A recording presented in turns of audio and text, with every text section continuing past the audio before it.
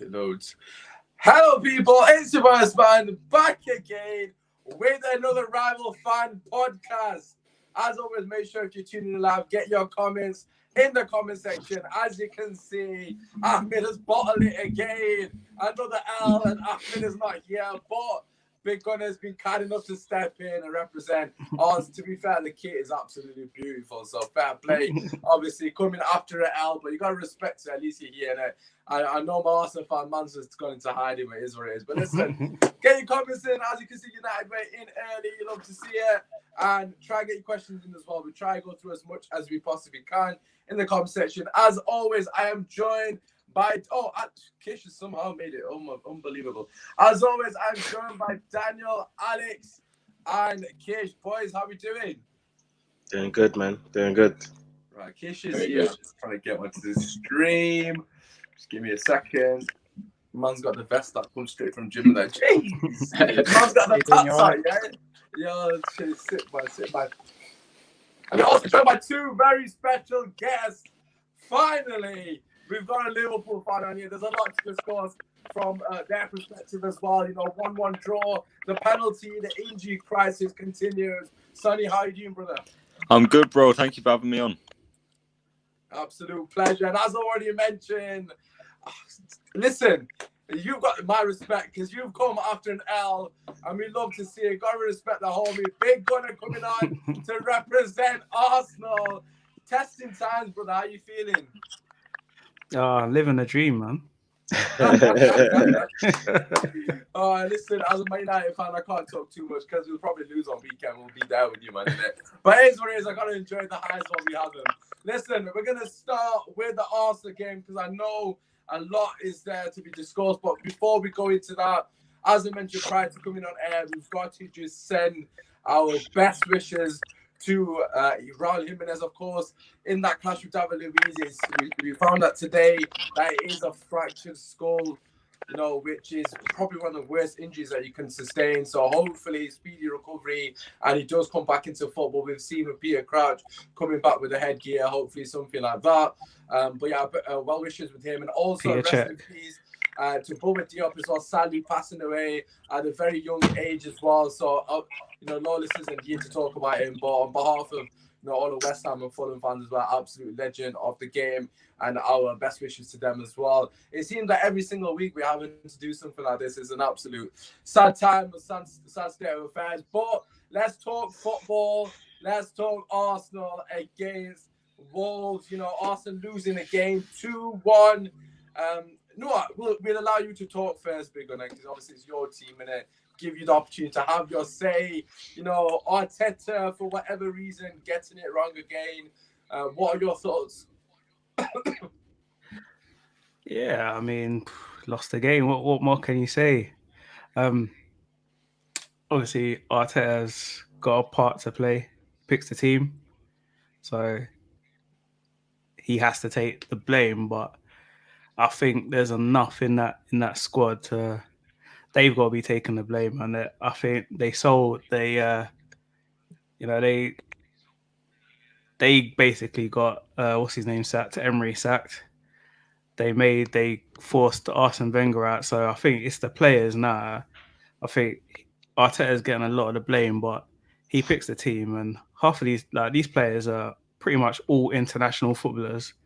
So I mean, the Wolves game's slightly different because obviously Wolves are a decent team, but the Aston Villa game and drawing 0-0 with Leeds, like the players have to take a lot of the blame. I think with Arsenal as well, I think it's a lot deeper than what people think. Everyone's laughing at Arteta, sack Arteta, but can anybody sit there and honestly, can Arteta sit there himself and honestly say that Ozil is not better than Ceballos, Xhaka, El Neni, Nelson, all of the people that are getting games, basically? Are you honestly telling me that it's for footballing reasons why Ozil's not getting a game for Arsenal right now? He can't. I don't think he could. Would you not say that's Arteta's fault, though? Because at the end of the day, potentially it is from above, but technically does make him a yes man, doesn't it? Because I obviously, know, yeah. I mean, but that's the Again, if that's the route he wants to go down and be a yes man, it's his first chance at managing. So can he? I don't know. Is there anybody out there that, as their first manager, as a very very decent job, would they stick up for themselves and say, no, this is what I want? Because he could lose his job straight away if he turned around and said, no, I'm doing it my way. Probably would have lost his job. So yeah, I but think he's being a yes man because it's his yeah, first but job. isn't the, just to interject there? Do you not think that's part of the problem though? Because at the end of the day, for me personally, as growing up, Arsenal, a massive club. Like, I'm not going to sit here and just be narrow-minded and say, oh, because you're going through a rough patch that you're not a big club. For me personally, I've never rated Arteta from the start. You can go back to a video and nothing against Arteta. I just personally think you should have went for Ancelotti. Like, I think you needed someone with a bit of experience. His know-how. As you just said, that Arteta hasn't got the sort of platform to speak out against the board, and that is perfect. Because this board have been taking the piss out of Arsenal Football Club. Let's be real, and they've been. Yeah, I mean, and there's not much you could do. I mean, like, the reason why I'm not one of those people that, as much as I love Arsenal, I go to Arsenal all the time, spend lots of money. I got every kit. I got 3 kits this year, plus I got pretty much every trader top. Like, I'm not one of those people that are going to be like, oh, get Arteta out straight away. Obviously, we need to give him his time, but time's running out. Like, we've got to be realistic. He's basically got 4 weeks. He's got 4 weeks. He needs to just steady the ship. The main problem I have with Arteta is we had a system, we parked the bus and hit the teams on a counter attack. I think we just had to just keep doing that until you could get the players that you want in to play in the positions that you want. You've got to work with what you've got, and I think he just had to park the bus and just try to keep hitting teams on the counter attack. Listen, your team's not even that bad. Like, I don't even think you've got the midfield. The midfield's atrocious. Don't get me wrong. And I'm going to bring Kishan onto this because obviously, he's a neutral in this. Being Tottenham Hotspur fan and all that. But like, your team's not that bad. Like, you've got Pepe, Lacazette, Aubameyang up top. You got Saka, who I think is a fantastic talent. The midfield is shocking, of course. We ain't denying that. Defensively, the fans I know speak up very highly of Tierney. Apparently, he's the best left back in the league above Robertson and Digne. Gabriel's been fantastic. David Luiz was a bargain. Like, I can go on. The way Arsenal fans talk about the players. But you're saying that because you're just trying to be nice. But would you swap any of those players and put them in your team? That's the way I judge. I mean, with the exception of, I'll take Pepe, Aubameyang, and Gabriel and Partey. That's 4. I'd take 110%. I mean, with the exception of Gabriel and Tierney right now, none of those defenders can. None of them can say we're doing well right now. Like, yesterday, I was just watching Bellerin. Like, I'm just like, he's on borrowed time, and I think as soon as Arteta can get someone to come in, and I think Ainsley Maitland-Niles is sitting on the bench thinking this is a joke right now because Yeah, but to be honest, would you not think with Maitland-Niles, every time I've seen him play, he's not really done anything for me, to be honest. He's been really, he was the best player in the semi-final and the final of the FA Cup last year for us. But that was last season, though. But what I'm saying is that was last season. How many games has he started this season? He hasn't started. He started 1 game this season. What I'm saying, this season, all he's been good at is taking cool penalties. That's the only thing I can say. Yeah, but he hasn't played though. So how can you say someone's not been playing well if they haven't played? It's the same with Reece Nelson, because early in the season, a lot of people said, why wasn't Reece Nelson getting a game? Why wasn't he getting a game? But if you base him on last season's performance, I mean, people just with these people, with I don't know about everybody else's fans, but one of the things with Arsenal fans is they're like, all of a sudden Ozil's he's the answer. But when Ozil was playing, everybody was like, why is Ozil playing? Yeah, but you can't have it both. You can't have it both ways. Ozil was being scapegoated though. I'm happy that he's not playing right now, because if he was playing and you guys will just say you're playing a bit better because you're creating a couple of chances here and there, and you're not taking chances. Everyone's blaming Ozil. I love the fact that he's not playing because they can't scapegoat It's him. just It happens that it's one of those things. It's the same with Pogba. It's the same with the same Pogba with Pogba. at United. Like, we lost to Istanbul. Pogba wasn't even on the pitch. Plays for 20 minutes. So who's Gary Neville talking about? Paul Pogba playing for 20 minutes. But listen, let's bring some of those lads in. Obviously, get your thoughts on it. Dave, we'll come to you first and foremost. You know, myself and yourself in particular have been very vocal on Arteta and his, you know, in our personal opinion, lack of tactical nous, really. But what are your thoughts? You know, Wolves are a good team. We've got to put that in there. You know, it's not like a shock that they've lost to Wolves. Wolves are a very good team. But, you know, what are your thoughts, Danny, in the manner in which Arsenal are performing at the moment? Yeah, I mean, there's a lot of things to kind of unpack, really. Like, I totally get what Big Gunner is saying, that really and truly.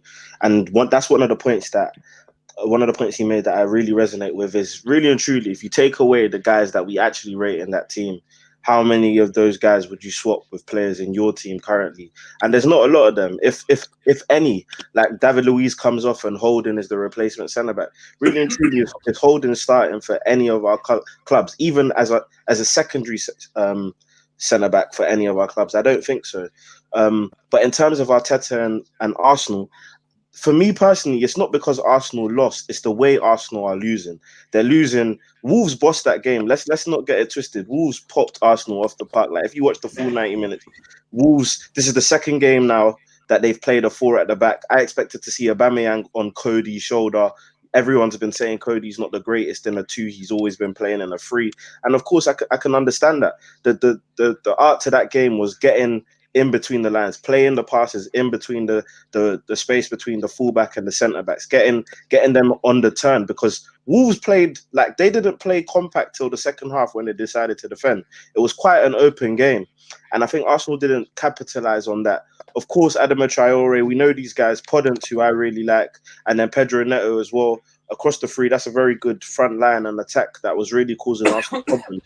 But I think the problem is, despite the fact that Wolves were causing problems going one way, Arsenal weren't causing problems going the other way. In the first half, the only chance I remember was the Gabriel goal, if I'm not mistaken. Apart from that, nothing really happened. Second half was a bit of the same. Aubameyang had a good chance. He should have scored. Saka should have scored as well. But at the end of the day, if you look at the grand scheme of things, Arsenal didn't deserve to win the game. And that's the theme of all these games that Arsenal are playing. They don't deserve any. Even the Leeds game, they didn't deserve a point. Leeds should have won that game. Yeah. Do you get what I'm saying? So it's like, for me personally, with Arsenal and Arteta, he really needs to look at himself, because, yeah, you can make the argument, and even now Arsenal fans are turning against him in terms of him having improved the defensive side of things. Even if you're going to say he's improved the defense, it's come at a serious price, and the price is the attack is literally short of confidence. Like, there's no attack, there's no attacking pattern of play, and Aubameyang is suffering. Just to round up, final point is something that DT said that is really like telling. He said that Aubameyang just looks disinterested. He looks like he's given up now as well, because he's not getting the service. He's a striker. He thrives off of service. And if Aubameyang is not showing interest in the game, and Aubameyang is one of the most like smiley, cheerful players like you could imagine, then that means there's a problem. And it starts from when Willock is playing as number 10. And it's things like that. So, yeah, man, it's tough. All right, let's bring up the lads in. I've seen a lot of people putting in the comments, obviously regarding the FA Cup draw. Don't worry, we'll touch upon that. Man United and Tottenham have come out in the draw, not together, separately. We will obviously do a bit of reaction towards that at some point. But let's just get Sonny's thoughts in. Obviously, Sonny and Alex, we've got your thoughts on the Arsenal performance. Sonny, where do you stand at the moment regarding Arteta? You know, you heard Big Gunner say that he's got 4 weeks really to save his job, in the sense that, you know, he needs to step up and show something. For me personally, it's set points for them. If they beat Spurs on the weekend, all will be forgotten really at the end of the day. But yeah, Sonny, what do you reckon? Arsenal seem to be struggling at the moment. Yeah, with what Daniel said that Aubameyang didn't look interested. Obviously, I agree, but not just that. I think almost all of their players don't look interested. But I wouldn't even say that comes down to Arteta. I think Arteta does all he can. I think I wouldn't want to judge him yet, because has he even played with a creative midfielder yet? Has he managed one yet? He had one. He had one and he's exiled. All of a sudden, he doesn't have one. He played Ozil up until up until the season finished. So it was just a bit weird. Sorry, up until lockdown, it was just a bit weird that Ozil speaks out about something totally unrelated to football, and then all of a sudden the guy's not playing anymore. So it's just right now it's not great. I'm never one to get on my team's back because I just think there are other things in the world that we could complain about. We could sit on Twitter all day complaining, but is Arteta gonna pick up his phone, look at my tweet, and think, Big Gunner's talking sense here. I'm gonna do what he says. So for me, obviously, I'm frustrated, but I'm just not one of those players. Fans that are just gonna be berating my team because it's just pointless. It's just a pointless exercise. So like, as much as I'm frustrated and angry, like this morning, I got up and I was just like, no, I'm actually just really pissed off. Like that, I had to go for a run just to think about other things. Like, but yeah, it's just it's frustrating because even just Guendouzi last season, he was our player that was pushing our team forward, constantly picking up the ball and running forward. That's what you need. If you haven't got a creative player, you need someone that's just going to pick up the ball and run with it. And that's why I love Oxlade-Chamberlain, because he was something completely different in centre midfield. He would pick up the ball and run with it. And again, he's tried to come with all this non-negotiables rubbish, which any of these players listening to what he's saying. So theoretically, every one of those players shouldn't be playing because they're not doing what he's saying. So again, I just think there are things going on behind the scenes, and it's not a great look. Everybody's laughing at us at the moment. Every team has been through it, so hopefully we could get out of it. But it don't look great right now, to be honest. Yeah, no, just going back to what you're about to say, Sonny, in terms of creativity, that seems to be a massive issue at the moment, doesn't it, really, with Arsenal? Yeah, 100%. I think in January, I don't think they'll be able to fix it. Szoboszlai would be a great signing. I don't know if they'll get that done in January. If they do, then fair enough. And we'll see how that's when I want to judge Arteta, when he has those players. Because I don't really want to judge him for the Ozil situation, because I don't think anyone knows what the real reason is behind that. And I think Arteta will end up getting sacked, though. But with Arsenal, I think so many things need to change before that. I think the scouting is awful at that club. Like Nicolas Pepe for 70 million. He's a great player, but 70 million is outrageous. And it's not just that. I disagree with that, because it is 70 million, but it's over like 5 seasons. Do you know what I mean? So in the grand scheme of things, it's not really 70 odd million. Do you know what I mean? And there is a funny person that got him in being sacked. Yeah. No, I disagree. I disagree with that, because it's all a bit. I disagree with that, because all transfers, no team pays the full amount of money just like that. All transfers, it's just that Arsenal 70 million has had to be stretched because of Arsenal's situation. Look, Pepe cost 72 million. Let's not get it twisted, because it's over installments. It's not changed. You can't tell me that there's not a player in him. Like, the difference between him and Kepa is Kepa, there isn't a player in there. There simply isn't. It's like Karius for Liverpool. Whereas for Pepe, you can't tell me that there isn't potential there for a quality player, because every time he's been given a better run of games or something, he does bits. There's something there.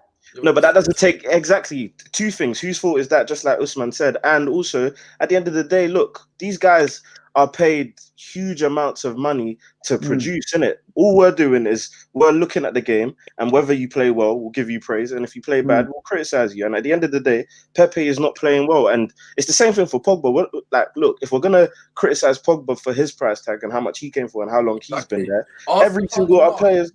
Arsenal fans were texting me saying, "Oh, Pogba's X, Y, and Z." Constantly get reminded by Lukaku's price tag. You know the difference, though. You know the difference is that Pogba is genuine world class. Pogba has done it on. He's done it on the biggest stages for the biggest teams. That World Cup final, that was his best game, and done it at the World Cup. So that's I think that's the difference. I think with Pogba, I think the frustrating. Aston Villa got Liverpool in FA Cup, so you got a chance to get revenge there. Where is it? It's Aston Villa's ground. Number 7-2. Oh God, you love to see it. Listen, we're gonna come off. We're gonna come off Arsenal. I know Alex, you haven't had the chance, so I'll allow you to speak first regarding Obviously, you can have your little bit on Arsenal if you want to just quickly. Have Yeah. We'll talk Man United. We'll talk about Cavani's situation in a second. Have you, let's say, on Arsenal and into the Man United. What are your thoughts on the Man United result as well? First, can I just say, Big Gunner, you sounded like a defeated man. I don't know whether you're always this calm, but you're very eloquent I'm about. I'm a calm guy, man. Yeah. I'm just like, Yeah, it's fair enough. I don't know. Guy, I'd be losing my shit right now as an Arsenal fan. But I appreciate the calmness. And the thing that gets me about Arsenal, I was just thinking about it. They've got to the point now where they've got a team that they're stuck at a point where their team is similar to Everton's. Like, no matter who they sign, the same kind of mediocre inconsistency just subsides at the club. I don't know how you get out of that. I think it's a problem in it with the whole club. I mean, yesterday, to be fair, I've only seen the 5 minutes Sky Sports highlight clips, but the Sky Sports made it seem like Arsenal had a lot of the game, in the dying minutes. And if you're not putting away those chances with the players you've got, when you're chasing the game, innit? Yeah, but some of the players you've got, they need to be finished. I mean, I don't want to be picking on young players, but Nelson's volley, I thought he should have done a lot better. And the Aubameyang header, it's just, I don't know how he trains him. I don't know how Arteta trains him, but they just seem like lacking of all confidence. And it's almost sad to watch, a big club in such a state of disrepair. You wasn't saying that. Not gonna lie, I don't find it sad. I don't find it sad with Man United, and I didn't find it sad with Liverpool when they're in this state. I've got a question for Big Gunner though. Looking back at it now, do you miss Arsene Wenger and would you take him back? The funny thing is, I never wanted Arsenal to sack him, but I just felt at the time where obviously we was getting results similar to what it is now, because the love that we had for Wenger, we wanted him to go so that this wasn't what everybody remembered. You didn't sort of want the things that he had done previously to sort of just be clouded by what he'd done at the end. So that was the reason for me wanting him to go, just so he could preserve what he had done for us. Arsenal, I don't know, like I was off Twitter for a while, so I wasn't really seeing how you guys, when you guys weren't, like, all the other teams weren't doing great, what your fans are like. But I'm just like, my fans are just very picky. Arsene Wenger out, then Emery's in. Oh, we should have kept Arsene Wenger. Ozil's playing. Ozil's not all of that. All of a sudden, we're not creating. Ozil's the answer. So it's like, for me, like, if I'm going to say something, I'm going to say it with my chest and I'm going to believe in what I'm saying. Like, I'm not going to change my mind like 6 months down the road. Right now, which is not doing great, we would love to have Wenger back, but Wenger wouldn't be able to save us right now. So do you agree? I mean, were you disappointed then with the way that the fans treated him at the end, the last couple of years? Because there was some really bad protests from what mate. I've said this. I've said this hundreds of times. There's manager in like God knows how many years. Mate, I've said this loads of times that there's just too many like 05 plate Arsenal fans and football fans in general. They only remember the last parts of it. So I was supporting Arsenal before Wenger. So I remember when we had Stuart Houston, when we had people like that in charge of Arsenal, and we had players like David Hillier, Eddie McGoldrick, Glenn Helder, all of these like really bad footballers at Arsenal Football Club. So I remember what it was like for Wenger. The Wenger years were amazing, but yeah, you can't get them. I don't think you can ever get those days back, because the way football is now, as you see, there's 6 of us in here, and that's not including Everton, Wolves, and whoever else fighting. In those days, it was Arsenal against Man United, and then Chelsea came in. It was Arsenal, Man United, Chelsea, and Liverpool. And then now, all of a sudden, there's 6, 7, 8 teams. So you could gamble on signing Nicholas Anelka for whatever and playing him and then praying that he comes good and then playing your season like that. But now you can't do that. You have to buy players that you think are ready just to play straight away. And that's why a lot of these teams are failing, because we're spending big money on rubbish. Like, you got Newcastle spending 40 million on a striker that scores like once every 25 games. Goals, so he's got more goals than Aubameyang, to be fair to him. But listen, let's move on. We spent 20 minutes on Arsenal, that wasn't the plan. So, listen, Alex, we'll stay on you because obviously I know you and Sonny have barely spoken.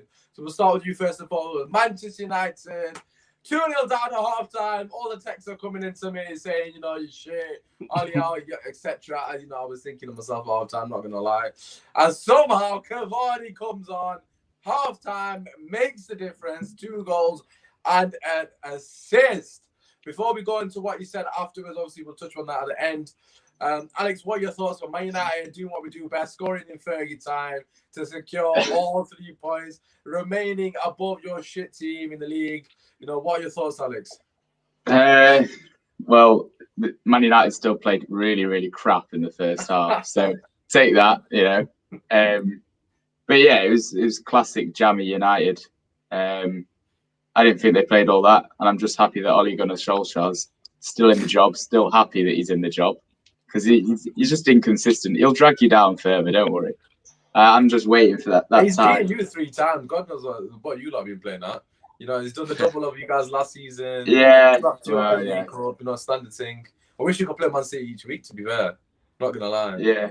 You know what I hated most about that game though? I'll just ignore all those comments. Was the fact that I didn't watch the first half when United were crap, and I watched the second half and United started playing better, and I saw all of their 3 goals. And to be fair, Cavani did look good. You know, being honest, he loves the diving header, doesn't he? And I appreciate that as a fan of the game. I like that. But apart from that, I thought United were tepid, and you only won the game because Southampton died. So don't get too excited.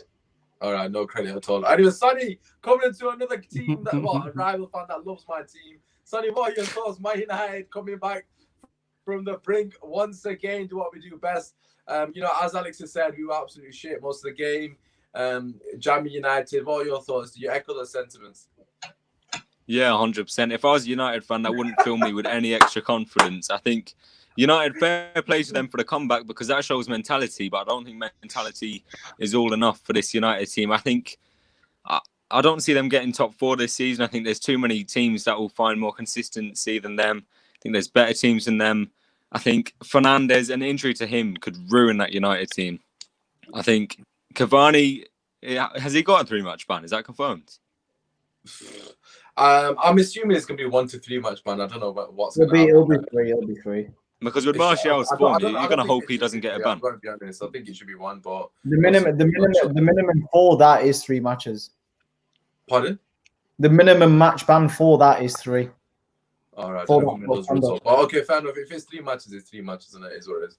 That means you can't score against Alex's shit team over there, so that's a bit. But, you know, if it's 3 matches, it is what it is. You know, you should have made those comments in it. So, you got Coach and spell haters. Ali still gotta go. Yeah, obviously, say no more. Sorry, so obviously you're saying you don't expect us to get top 4, but you know, 2-0 down at half time. You know, there's got to be some positives. You know, showed a bit of character to get back into the game.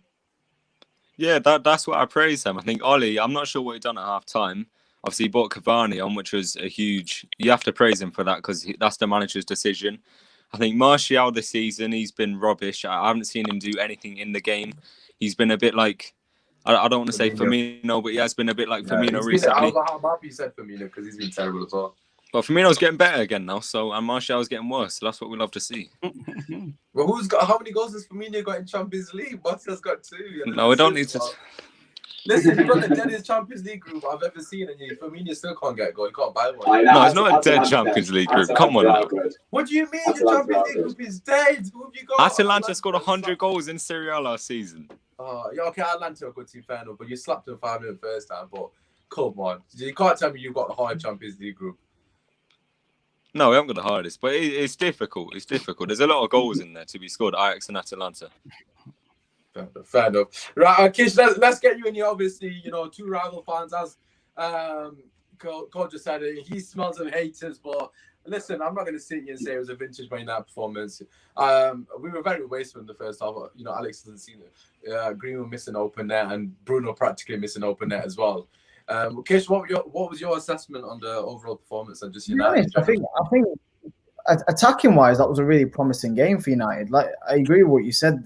They were pretty wasteful up front. United, you can't tell me that there weren't opportunities in that first half. Greenwood missed an absolute sitter, which is, for him, it's unlike him, because I kind of rate him as probably one of the best finishers in that United team. Yeah. But I think it might be a rust because unfortunately, he's not played much with everything going on so far this season. So hopefully for him, you give him a couple more starts and those, efforts will be going in. So I think in terms of the attack, I wouldn't be too disheartened if I was a Man United fan, because even though the goals came in the second half, you could have easily got a couple of goals in the first half as well. You could have at least had 2-3 in the back of the net. So I won't be disheartened on that.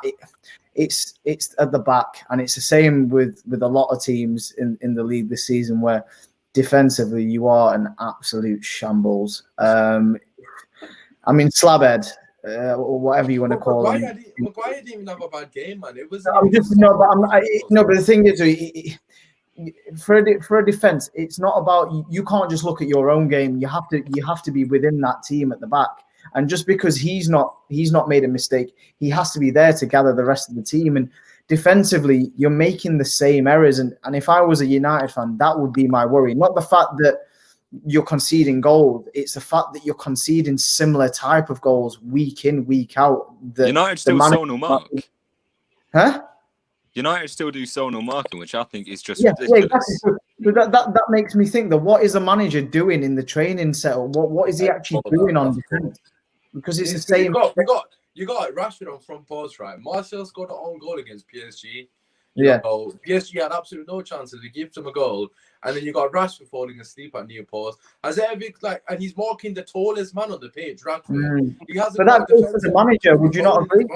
Wouldn't you agree that that's the manager's fault, because the manager picks who? Do you know what I mean?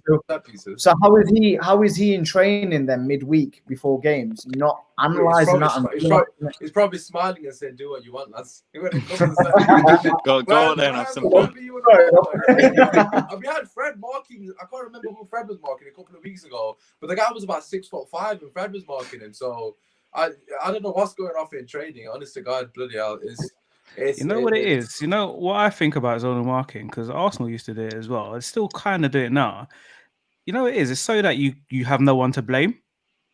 So basically, if you go man for man, if somebody loses their man, you've automatically got somebody to blame because he's lost his man. If you do zonal marking, it's like, okay, he could have had him, but obviously he could have had him as well, because it's just in the zone. And I hate zonal marking because it doesn't make sense. The best way to just saying all clubs do it.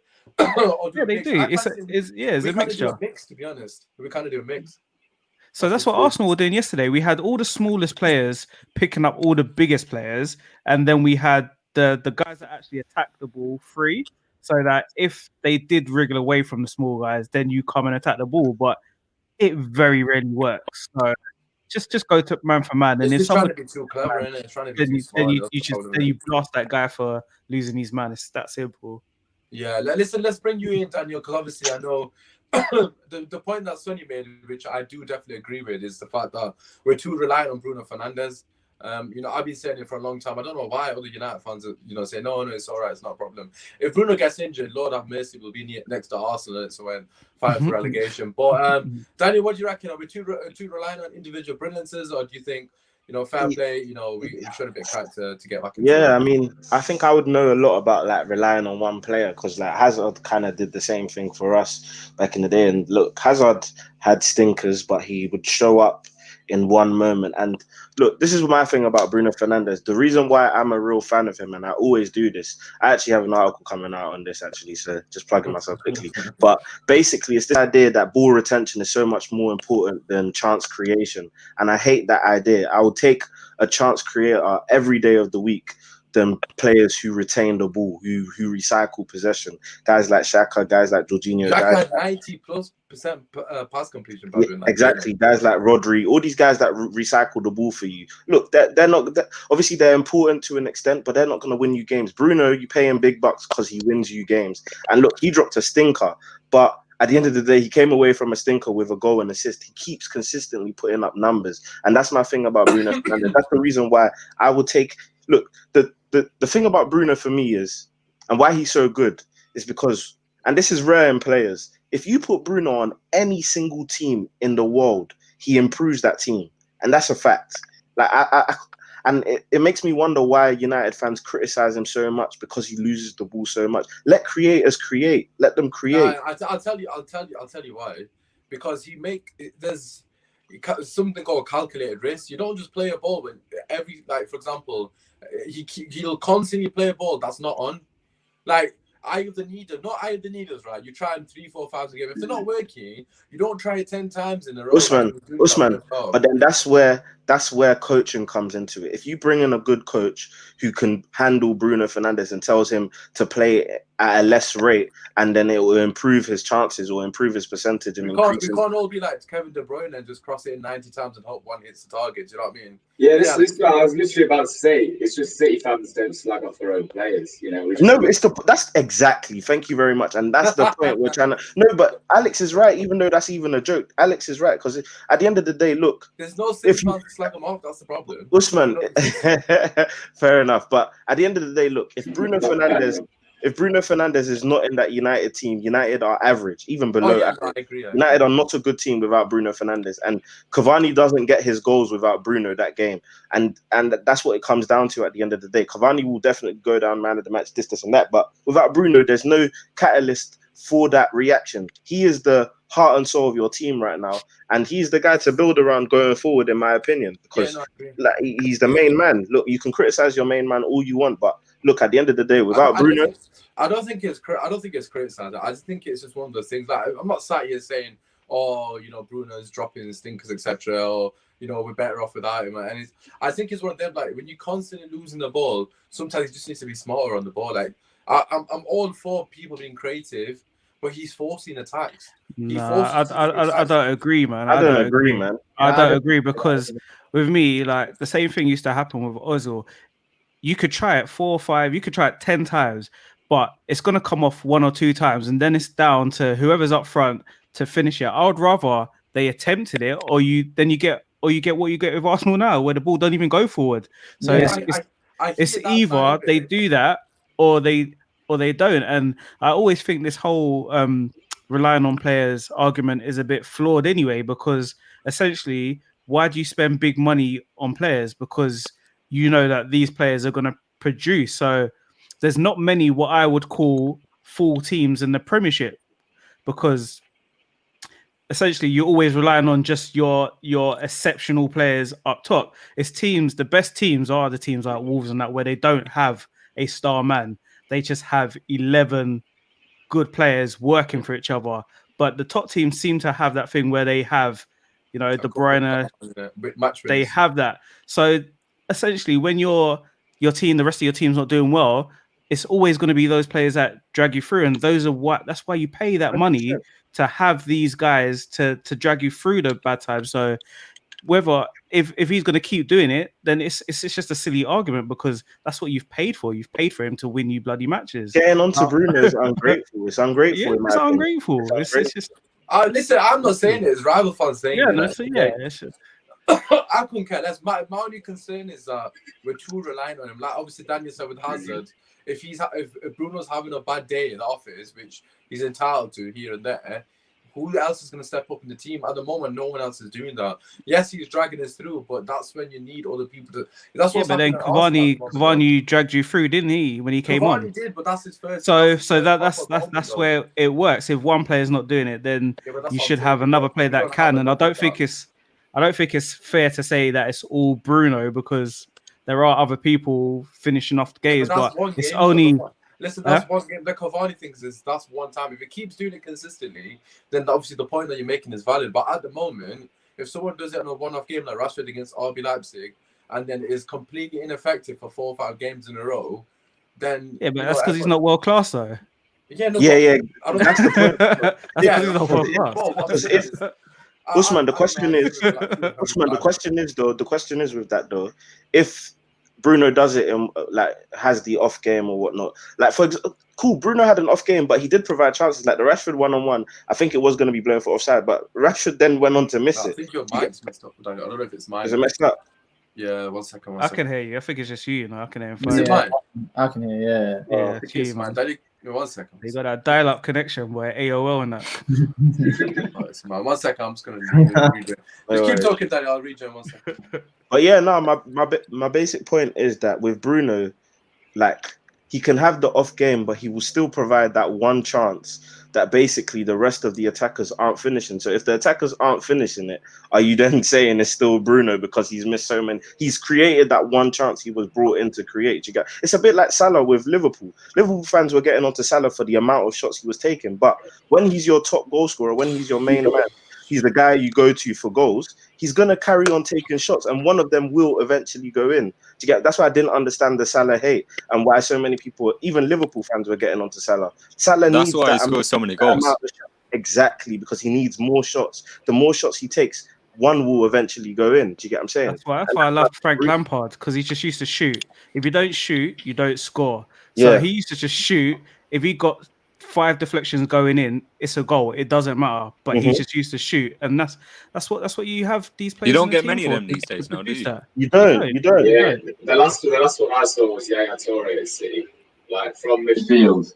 He would shoot, but then he'd shoot and score. He was so critical. Example. Yeah. He had to lose the ball. He'd lose his ball kind of possession would be like very, very low, but he would always try and drive against. Who's that? Sorry, Alexis Sanchez. Oh yeah, Sanchez. The ball a lot of the time, but he would always try and drive into that dink. And what it comes down to is these high usage players where they have this particular attribute that they need to do continuously. Look, you've got to let them. I always use this term when I'm talking about NBA as well. You've got to let these kind of players go to work. Let them do what they do best. Because if you start criticizing them and saying, no, you need to take less, you're going to take away from that player. It's kind of like now why we don't see that many number 10s now in football. It's now you have to be a number 8 or you're pushed out wide, because these kind of mavericks aren't allowed to go to work. And there's a danger where, obviously, I know you don't want to rely on Bruno, and I get what you're saying. You don't want Bruno to be the only player you rely on because one injury and then that's it. But at the end of the day, we've already been saying, and I've told you this about United. I think United right now is about just keep getting results and see where you are. 3 points for us, all that matters, man. Yeah. So at the moment, we're too inconsistent. But listen, let's talk about Liverpool. You kind of mentioned the star men standing up and being counted. And that man, Diego Jota, once again, getting the goal. Sadly for Liverpool and happily for everybody else in the league, it was not enough. But Sonny, let's bring you into it first. I personally think, there's a case that Liverpool are massively dependent on individual brilliance at the moment. But what are your thoughts currently with the Liverpool situation, with the mountain of injuries, another injury as well to Milner, if I'm not mistaken, in that game? Sonia, how are you feeling about your sort of season at the moment? I think if we avoid injuries now, we can stay in the title race. But I think if we get any more, that will be it. I think from that Brighton game, Jota, I'm pretty sure he's almost got a goal every 90 minutes. And for a new player who doesn't even start every game, that's just out of this world. With Salah, when he got subbed off, you've seen his reaction. For me, I really like that, because when he was pissed off getting subbed off, I think that's why he's as good as he is, because for that sort of mentality, you need to want to stay on the pitch. You want to score goals. And when you don't, you're going to get angry. And for his offside goal, people blaming VAR. If he's offside, he's offside. And he was just about offside, but he's offside. And with that penalty, I want to shout out Callum from Coppish. He said this: if that's against us, I want a penalty. So, but you got one against West Ham, didn't you? West Ham, practically. Exactly. The same thing, really. So, well, the only difference was there was more content this one. But Alex, what are your thoughts? So, as a rival fan, I know if you don't like Liverpool, I don't know why you're trying to create rivalries, because your club's only been born for 10 years. No, it is what it is. You know what the rivalry is? It's just two good teams, isn't it? What were your thoughts on the performance, Alex? What do you reckon? I loved watching them concede late on. Not gonna lie, I love that it was a soft penalty because they've had so many soft penalties in the last 3 seasons. He kicked him fully, man. Like, he kicked him. It's what, yeah. It's one of those ones. It's one of those ones. If it's not given, you understand it. But if it is given, you understand it. If that's not given, you've got to understand it. The only argument is Welbeck fell over. Yeah, it's Welbeck fell off after 20 minutes. He wasn't getting the ball. Welbeck was like, "Oh shit, I'm gonna drop." That's literally what he did. Yeah, it was outrageous. Yeah, but then it shouldn't be a penalty if he's doing that. No, Salah did the same thing as West Ham. Salah does it. Yeah, this is the problem. I never said those were penalties. Liverpool players go down so often that the rules have changed around the way that Liverpool go down in the box. It's the same with Man United now. The rules have changed because Man United players are soft in the box. So, it's a bit of medicine. Yeah, I like this Alex guy. I like you, Alex. Listen, try and get some players to not my help. In terms of actual football, though, it was I really enjoyed the game. I thought it was going to be really boring, and Brighton gave a lot more than what I was expecting against Liverpool. They gave Liverpool something to think about. Well, Brighton had some missed the pen. If I was a City fan, I wouldn't have enjoyed that. I would have been annoyed that Brighton didn't win that game. But still they took points off Liverpool, so I don't care. And it made Jurgen Klopp very angry at the end. So I enjoyed that as well. What an interview. I don't know. Why is the interviewer going so hard at Klopp? Like, have they got a rivalry from the past? No, he was blaming him, innit?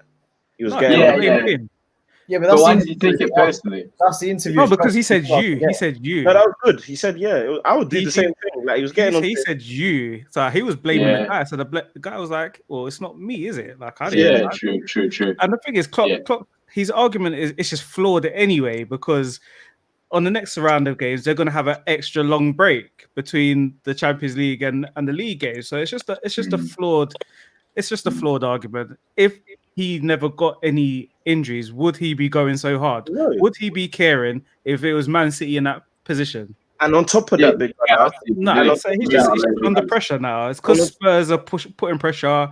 Everybody's putting pressure on him. So now he's panicking. He hasn't really felt this before. Yeah. All he had was Man City, but now he's feeling the pressure. He made himself he went down in my estimate there because he's going after a guy that just had nothing to do with his team's performance. But I think that shows his mentality, his personality, which is good. No, it shows that he's a nasty bugger. And finally, that's what makes us so good. So many people think he's the nicest guy in the world, and he's not. He's just a bully, man. He's only human. Listen, James Milner's just got injured. They've just conceded a last late penalty, and he's been interviewed literally straight after. Man, just refused to do the interview, innit? Go the other way. A few things though, like if you look Send at out your brother.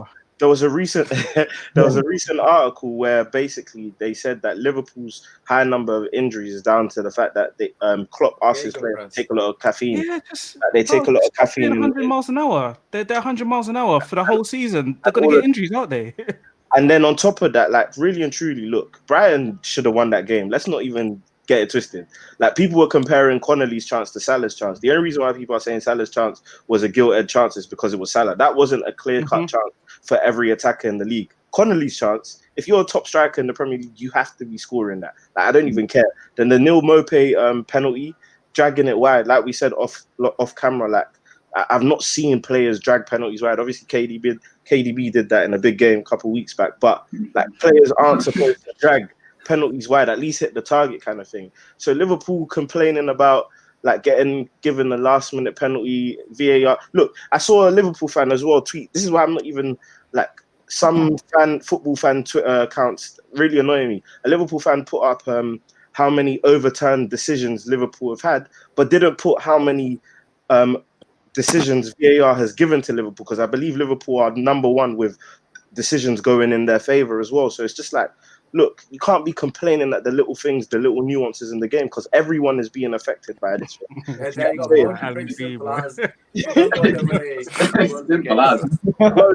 if we're not for you, then the world is against you. Obviously, I understand no one really wanted Liverpool to win the league and that. But when we look, if you ask any fan in the grand scheme of things, look, Liverpool were the best team in the league by far, and they were quality. We're just looking for ways to pick at it and scab at it because we don't like the fact that they're on top. And now when it's all a level playing field, everyone has had injuries. Look how long it took Chelsea to have all their players in the squad at the same time. Man United have had their injuries. Tottenham last year had Kane, Son out at the same time. Like everyone has more than that. Brilliant, Lucas look at Arsenal. They got their new signing, their party signing, and he's not even going to play till the new year. So same with Thiago. Thiago, another one, but I'm saying Liverpool aren't the only one. Sorry, no. Can I just say something about Thiago? You knew Thiago was injury prone, and he still bought it. Come on. No. Anyone's buying. Richarlison almost broke his leg. He wasn't even part, but he's not in the starting 11 though, so he don't really count though, does he? No, but like party, everyone gets look, everyone's had it. Pogba was out for the whole last season. Martial was out 3 months. Rashford was out for 2 months. Kishin, they're coming to you about injuries, but your whole team was practically injured last season come January. But do you think, in terms of the manner in which Liverpool perform, Kish, is something to worry about? You know, you guys are currently top of the table and all that good stuff. It's a difficult one because, like I said, what the fellas have said, I get with the injuries, there's no excuses and stuff like that, but it's the importance of the injured players that they have at the moment. They are players that would be nailed on starters to the first 11. It's not squad players. And we always said, if you take, Fernandes out of United, they're going to struggle. You take some of the players out of Chelsea, you take Mendy out, and you take Thiago Silva out, they'd struggle. Do you know what I mean? For us, you take Kane or Son out, we're in trouble. So they've got a couple of players like that are out, which are causing them issues. And yes, I know that they're relying on individuals like Jota and Salah and Mane in games. But Man City had Laporte out, and Aguero's been out for God knows. We haven't had a left back, proper left back since this is what I'm saying. Do you know, like the amount of players that they've had out. If you look, I always said before the season and last season is if you take Van Dijk out of that Liverpool team, they will struggle. Yeah, but Klopp He's literally that much of a miss. Yeah, but how often does Klopp change the front three? But it changes. Never gets rotated. No, but what I'm saying, it's been coming, 100%. But that's what means. About 70 games, kid. Last year. One second. Let me just say this point, please, because it's Klopp's fault that they're injured. Don't get it twisted. Oh no, not Van Dijk's one. The whole back. Football blame Pickford on that one. I wouldn't say Klopp. No. Listen, Klopp's ran these guys. No, I agree with None of them being rotated. Not rotated once. Obviously, Mane and you're telling me that the Van Dijk injury, the Van Dijk injury. Yeah. But look what happened at Dortmund in Klopp's last season. He had the same sort of injury run because he overdid the season previous, and then it all went wrong. That defies the point then, because if you're going to rotate, you rotate. No, but what I'm saying is you rotate players that you can. So this season, he's now one at a time, that can play. So he's put Firmino on the bench for a couple of games because he knows he can rotate. He's doing it now. But then even a couple of times this season, he's rotated with the likes of Shaqiri. He's put him on. Do you know what I mean? So I'm not saying that he hasn't. Yeah, but he's doing it now. Would you ever rotate Bruno Fernandes at United for a Premier League game? Would you bench him the rest of him? Would you do that though? What I'm saying is, it happens to De Bruyne. So. No, but what I'm saying is, all these guys have got most of them must. Okay, the Van Dijk one's an anomaly because you can't, obviously you can't do anything about it. Pickford's an absolute fucking idiot, and let's be real, innit? But the other ones, if you look at them, they're all preventable. Like how many games has Trent played on the box? He never gets a rest. I know he's a young lad, but if you actually look at how many games Liverpool played, he's played about 65 games, like genuinely. But the games we can rest him, like the cup games we do, to be fair. They played last season, they got to the semis of the League Cup and played kids for the whole duration, didn't they? They got battered by Villa or something. Yeah, so what I'm saying is he does play kids in the likes of the FA Cup. I'm not surprised about it. You know what I mean? I'm not surprised at all. The Milner one obviously is a bit of a shock because he's just coming to the team, but in general, you've seen every single team with injuries. I don't think it's a genuine excuse, to be honest with you. Like, I think the difference with Liverpool is that they can replace the players. Yeah, I think no one else can replace their players. If that was Arsenal, Man United, Spurs, anyone else, we wouldn't. Yeah, so that's what I'm saying. So the fact that they still got the front six gives you a chance, because it's a bit like Barcelona. They went for how many years playing bloody Mascherano as their centre back. Yeah. So if you've got that in front of you, if Mane and Salah started getting injured, then I think it would be a completely different argument. But I think defense for Liverpool is probably the place that they would prefer to have the injuries, because they've got so much going forward and they could constantly be on the front foot win the game, do you know what I mean? that they could still win the game. If they started getting players in like to their forwards, that's when you will see big problems for Liverpool. But then also my other argument towards that is the fact that this season so far, how often has he been able to play the same 11 for more than maybe 2-3 games? This season, Thiago's had COVID, then got injured. This season, Mane's had COVID, so he's had to go out. Salah's had COVID, so he's had to go out. Firmino at home, man. Everyone's had COVID, though. From injuries, but what I'm saying is, no team in world football, if you don't give them time, if you don't give them a run of games, how are you then supposed to just switch it on and turn it on for a consistency? This is the problem. This is why City don't get consistency, because we never play the same 11 because we've got so many games. So we have to rotate. So I think Liverpool fans complaining about it. Well, they can, because everyone else complains about it, but it's a bit pointless. Rotate, because that's just what Pep does. Pep's done that for 60 years. You know what I mean? Yeah. We played the kids twice last season in the FA Cup and Carling Cup. No, but look, the only thing, look, it's two things for me. I don't blame Klopp, but I also disagree with Kish as well, because at the end of the day, look, you're arguing and something that's inevitable. Like injuries will come. And at the end of the day, for me personally, look, it's just unlucky that he has more injuries than everyone else. It happens. Like it just happens, innit? And there's nothing you can do. But the reason why I wouldn't blame Klopp per se is because at the end of the day, look, at the beginning of the season, what were we saying about Liverpool before they got Thiago and Jota? We were saying the problem with Liverpool is they don't have a good squad. They don't have players that can replace the starting 11. And they went out and got those players. And it's not their fault that some have had COVID, some have been injured. So it's just, look, it's just the cards you got dealt. You just got to deal with it. And if Klopp comes away from this and wins the league, you think anyone's going to be talking? Look, who's going to be talking about what we were talking about right now? Like he's going to be. When he was beating Chelsea and he beat all his exactly. No one mentions these things. Exactly. They're only being. This is what I'm saying. That it's a poor excuse. When they were winning and they played well against Leicester, that was a brilliant win, by the way. No one really mentioned it. It's just an excuse. Like the reason I'm saying Klopp's to blame, right, at the moment with the current situation, is because the back four, right, fair enough, and I've seen it start. You're not even conceding that many goals since the injuries have happened. So defensive, you're not even being that bad. It's not like you're Man United at the back at the moment or Arsenal Football Club where you're just getting absolutely battered. It's the front six for me. They're not even creating any chances. Like you're waiting for individual moments of brilliance from these players. There's like what I expect. You talking about Man United and Bruno, or you talk about Liverpool? No, but what I'm saying is that Liverpool. I don't know why you're talking. You're saying 50. But what I'm saying is that Liverpool against Man City in the first half were absolutely fantastic.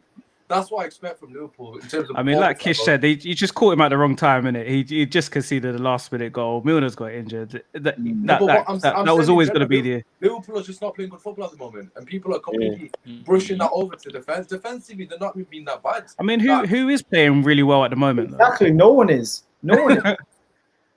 It's a good point. So it's just it's just one of those things that obviously we expect more from Liverpool because of the way they've played. They expect. That's what I said. Their own problem is that the bar that they set was so high that if you're not hitting that every week, well, that was Man City's fault. That was Man City's fault. They never reached Man City's bar, did they? This is what I mean. To bring it down to normal terms, we're saying that Liverpool aren't performing, and yet they're a point off the top of the league. Yeah, you know what I mean. Perspective, it's like we're literally saying that they're struggling because of the standard that they're still second in the league by a point. Do you know what I mean? Because they lost the game. Let's talk about the ball draw. Listen, I'm not going to dwell on this for too much because we haven't got much time. We have not mentioned Man City at all. Although Alex has tried his best to bring them into the conversation every moment. He's got. Listen, Daniel, let's keep it short and sweet. It was a shit game, but from your perspective, Daniel, how are you feeling about the result and obviously the performance? I don't think it was a shit game. I don't think it was like United Chelsea. That game, like no one. This game was boring, man. I don't know what anyone else thinks. I think you'd say it's boring because you're neutral, innit? I don't think. Yeah, no, that's what I'm saying. For the neutral, it was dead. Yeah, fair enough. I thought it was intriguing, to be fair. Yeah, it was. Well, he said it after the first half, didn't he? In the commentary as well, he was like, "This is interesting." And Domble was amazing. Yeah, no, 100%. But short and sweet, the game was there for Chelsea to be won. I think. Look, people are saying that Chelsea didn't want to win the game and whatnot. But we had the chances to win the game. Look, Yeah. Tammy just had a poor day. People are getting on his back for it. I refuse to get on his back. I criticize him in the moment in isolation. Look, you're allowed to have bad games as a young striker. If you still look at him, he's got 7 goals in 9 Premier League games. So I'm not 7 goals in all comps. Sorry, 7 goals in 9 games in all comps.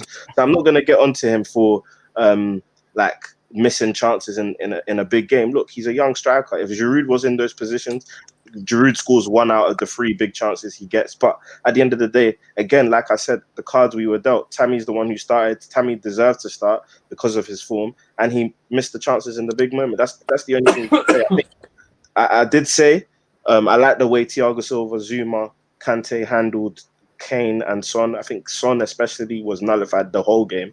If anything, when Kane was on the ball, maybe I was a bit worried because he was doing the provision in the first half. But I mean, Mourinho, look, don't get it twisted, because I've had Mourinho for a long time and I've studied him for a long time. Mourinho wanted that draw. He loved that draw. As in, he wanted that draw by all means, because he knows Tottenham have 1 win at Stamford Bridge in how many years, in God knows how long. So he knew getting a point was something big, and he got his point, and they're top of the league, and they're going to go into these runner fixtures trying to get as much points as possible. For me personally, look, again, it's all about just looking at the grand scheme of things. We'll know if it's a point gained or 2 points dropped when we face every other team we have coming forward, and we'll know whether we'll beat them. Just like the United game I said with you, building blocks, Mr. Building Blocks, you like to call. Because I just know that if we go on a run where we beat the team we got next, I think we got Leeds next. Leeds next. Then there's Everton. Then there's Arsenal. If we beat all the teams in that run of games, the Tottenham game is a fantastic point. Do you get what I'm saying? So, do you think Mourinho wins the league with Chelsea? If he's got this Chelsea team, do you think Mourinho wins the league? 1000%. As in, not even that he wins, that he has to win the league, because look at what he's saying with the Tottenham squad now. He's saying everyone asked him, are they going to win the league? Opponent. He said that when he was at Chelsea as well, and then the season after he wins the league with investment. He's playing the same kind of tactics because he knows that he can do that, and it's the thing that you know what Mourinho is going to do, but it's so hard to stop it because Tottenham, look, the thing that I give Tottenham credit for is they look so compact. And I think my final point is, I think he's allowed to do or play this style of play because there's no fans in the stadiums. I think he gets so much more pressure from Tottenham fans. Obviously, Tottenham fans are buying into it because they're at home now, they're top of the league and whatnot. But I think he gets so much more pressure from Tottenham fans because of the transition.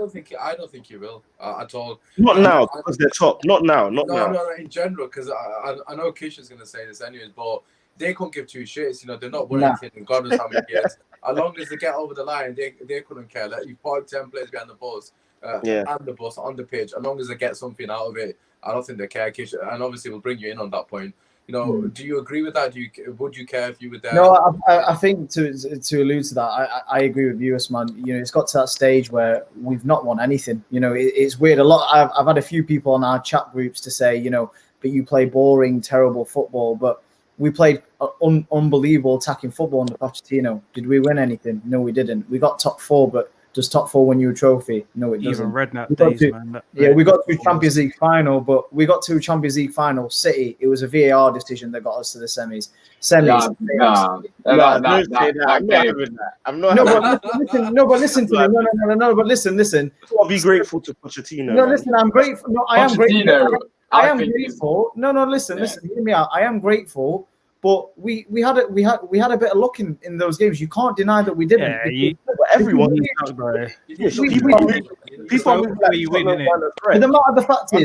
fact is, what I'm saying to you is, did we win a trophy? No, we didn't. Fair enough. Yeah, of course.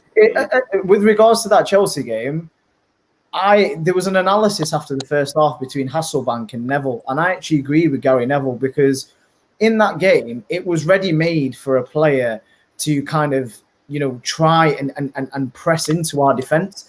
If anything, the Chelsea attackers played into our defenders. They played into our tactics, because the only 2 players I could see in that game that actually tried to do something and create opportunities was Mason Mount, who was actually, I was really impressed with, I'll be honest. And Reece James, who on that right-hand side was whipping in the ball.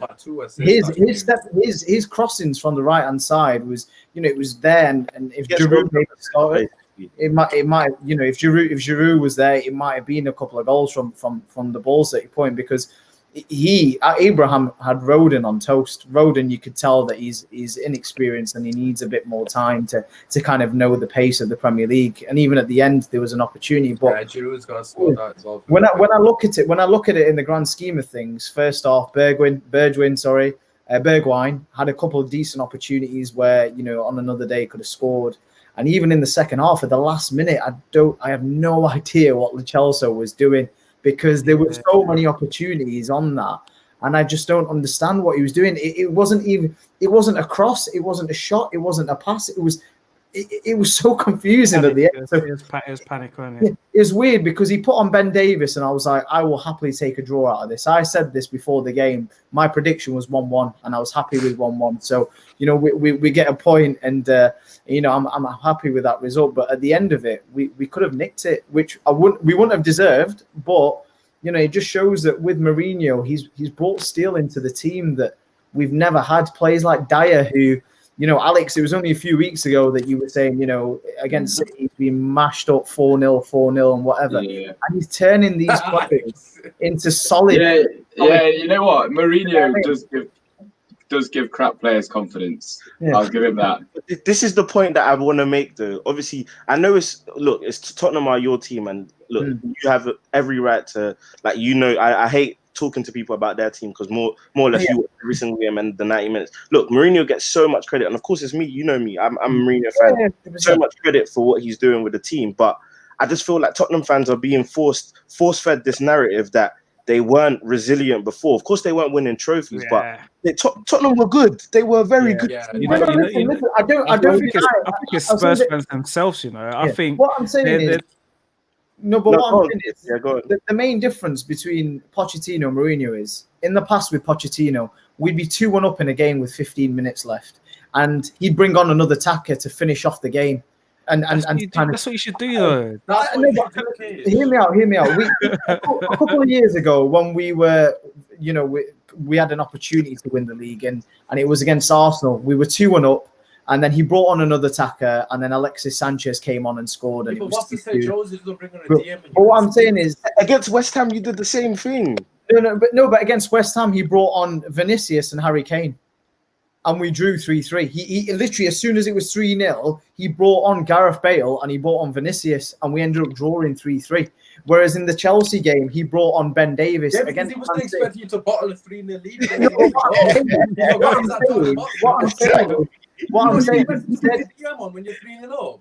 No, but what I'm saying, listen to me, hear me out. I He's feel playing like for the draw. I feel like at the beginning, he was trying to, you know, give us that kind of optimism that I've now changed as a manager. You know, I play more attacking football, and he's realised that he can't change the way he manages. And the way he manages was the Chelsea game, which is sit back, wait on the counter. If it's 0-0 with 10, 15 minutes left, bring on a defender, Ben Davis, and take the point. He's going to do that. He played for the draw. You know, he puts him top of the table. I don't think he deserves any special credit for that. You know, it's the standard away. I think you have to give Mourinho a lot of credit. Listen, before Mourinho came, listen to me. One last point. If I hear the word masterclass, I'll get so annoyed. You know what? Yeah, that's what I was going to say. I think it's like it's fine margins, because last season when we played at your stadium and you beat us 2-1, it's like if the other team is missing chances, can you say that's to do with Mourinho? Like, exactly. if Abraham's missed 3 chances, that's not a masterclass from Mourinho. That's just. But would you say they weren't clear cut though? Would you say that striker scores one of those 3? That's my point. But are they clear cut opportunities? But I'm just saying, at the end, Giroud should have scored there. On another day, he puts his foot through that. That's hitting top corner. But then again, that's Joe Rodon. Would you blame Jose for that? That's a bad mistake. Yeah, exactly. And he had to play him, didn't he? But is that if the only clear-cut opportunity we've given is in the 88th minute where Joe Rodon does a back pass and Giroud should score, then we've not done too bad then, there, have we, to be honest? Werner's offside miss as well. But that's offside, though, isn't it? Well, we didn't know that it was offside. But it was offside. But it's still offside. No, of course. But what I'm saying is, I give credit for Jose for setting up a team. Yeah, because he's top of the league. That's what you give them credit for. Even Jose will say, like, if you've read his book and if you watched his interviews, he says himself that I can get a pub team and set them up to not concede. Like, he knows it's not hard to do that. And that's why I'm not trying to give him credit for that, because this is what he does. I expected this. Like, where I would have given him credit for is if he managed to score 2 goals, like against Man City on the break, and then because that counter attack is deadly. But Son was non-existent. He was a non-existent factor in that game, and that's because of the team that we put and the Lampard, how he set up his team. That's what I'm saying. On the flip side of things, literally, what I'm basically arguing is that if a different striker was in the position Tammy was in those 3 times, listen, let's bring somebody else in, because I've just realised you've not been talking for 10 minutes about your team. Right, Sonny, let's have your thoughts. Obviously, they're saying the same thing about Tammy and his chances. Tammy missed chances, Giroud missed chances. We know, but Sonny, what are your thoughts? Do you think it's a better result for Spurs, or do you think it's a better result for Chelsea, or do you think it's 100% Spurs? See, people say that Chelsea wanted to get that win. I don't know if they wanted that win. I think they're happy with a draw, if I'm being honest. I think Jose, obviously, he's happy with a draw. We've seen the way he's set up. I think Tammy, I said this, his chances weren't clear cut. Strikers are going to get chances no matter what team you set up. Tammy is going to get a chance, and he did. Jose can't do anything about that. Same with Giroud's chance in the last minute. Like, that's a mistake. Like, how are you meant to blame Jose for Joe Rodon making a mistake at the back? You can't blame a manager for simple mistakes that defense makes. But I think 1-1 or 0-0, sorry, boring game. But I think both managers will be quite settled with that if I was them. Yeah, no, I think I completely agree. I think in the grand scheme of things, I think it's a decent point for both teams. I do think Chelsea should have won the game, really. What I was saying, it wasn't similar in terms of the way the game panned out, but I think Man United were probably a bit more disappointed when we drew to you than you were, because you guys came to Old Trafford for the point, and I feel like Chelsea did the same. Spurs did the same thing to you. I felt like as a Man United fan, I was a bit more disappointed because we probably should have won the game, and I think Chelsea probably should have won the game as well, and they should have got the 3 points. But yeah, just to finish off, just a quick chat on Man City winning 5-0. Obviously, no one cares. Oil FC. just a quick one. Just a quick one. Alex, we'll start with you and a big one. We'll allow you to have your say, and then we'll wrap it, and then just do the quick. All right. Considering those two spoke for about 20 minutes on a 0-0, I think I should speak. What is it? 100 minutes on 5 goals. That's what it deserves. These guys managed to speak for 11 minutes about a 0-0. Alex, no, but that was the game of the weekend. We already said, me and Kid already said. De Bruyne is going to play well in this game. Yeah. Burnley, De Bruyne assist. It's going to happen. It's his Denmark. Let Alex speak, man. This is moment to shine, man. This was the pie derby. You can't ignore that, right? Everyone looked good. Mahrez, he played well for the first time in a long time. Since the last Burnley game. On the preview, you were slagging off as well. Alex, you were slagging Mahrez off on the preview, saying that he's not fit Man City system. Man City fans don't want him, and then he comes and bags a hat trick. I know. Yeah, every time I speak, I look very silly the time after. But that's football, isn't it? It's about being proven wrong. And it's very lovely when you get proven wrong by your own players. I thought Mahrez had a very, very special game.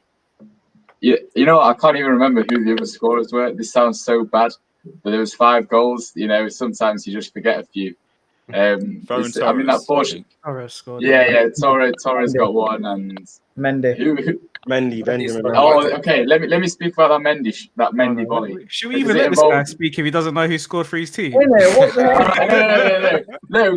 Right. It's just allow it. But I just want to speak about that Mendy goal because it involves a very special player. Don't try to compare him to Robertson. A very special player who whips in a very special cross, who's not been informed. Yeah, he's not been informed. But then we're talking about players having 90 chances. This one chance in 90 chances, he whips it into Mendy. Mendy sees it coming to him. He doesn't even have to move. He just puts his foot there, sticks his foot out, and it goes flying in the back of the net. That's why De Bruyne is in our team. You know, he needed a rest in the Champions League. That shows that he was playing badly because he was so mentally tired. So just wait for De Bruyne to come back. This Christmas period, he's going to dominate, you know? And actually, the thing is, I expect nothing less. And this is what I always want to clarify. And Usman is so annoying. Daniel, don't say He the always, same line. Usman tries to force. We know He tries to rate force narratives. Thank you. At least you know. At least you We know. know you rate him, man. And Thank every you. show, Daniel has to. Because Usman always does this Listen, thing. Where... I rate him, but I hate him. That's what you say every time. Let's get your say on, obviously, you know, Man City winning 5-0. Standard procedure, really, isn't it? Yeah, I mean, to be fair, I'm a massive fan of Mahrez, and obviously with that price tag, that's what we expect. That's what he should be doing. That's what Mahrez should be doing week in, week out. But for whatever reason, it hasn't quite happened for him. But you know, give them props. They won 5-0. Yeah, it's Man City, isn't it? Like that's what we expect from them, innit? So it's all fun and games at the moment. 3 of us shouldn't even be in this conversation because we're not even in the top 6. So it's like realistically, all we've done is dispatched a rubbish team. That's all we've done. That's what nothing special. Arsenal are not doing it at the moment, so it's fair play to him. And I mean, you guys have got Burnley soon, so you have to be smacking them. Yeah, so, let's just see what happens at the end of the season. All this is going to be irrelevant if Daniel, Sonny, or Kish isn't not celebrating at the end of the season. What are your thoughts? Who do you think's going to win? Who do you think's going to win the title? Liverpool. Oh, you think Liverpool? Yeah. Yeah, Liverpool. You don't think they're favourites, though, do you? Huh? You don't think they're favourites, though? I mean, let's be honest with football fans. With football fans, what they try to do is, as Arsenal, Spurs, they do it as well. They try to downplay it so that if they don't win it, at the end of the day, it'll be like, oh, we never expected. It's not that. Anyway. It's how half our players are gone to be missing for the whole season. In your heart, you feel that Liverpool are going to win it. If you sitting there and you don't feel like they're going to win it, then I don't feel you're a legitimate fan. I'll tell you now, I'll be surprised if we win it. You got January coming, sign a centre back. You're the massive Liverpool, the greatest team in the world, aren't you? So go get Stephen Colcott known, isn't it? Yeah. Listen, take Rojo and fucking Phil Jones. Hey, listen, we've got Mustafi if you want that. Buy one, get one free. Can I have a couple of our players? We'll pay the wages, man. We'll pay for it as well for a bit of strength and depth up front. Is Lingard still pay for you lot?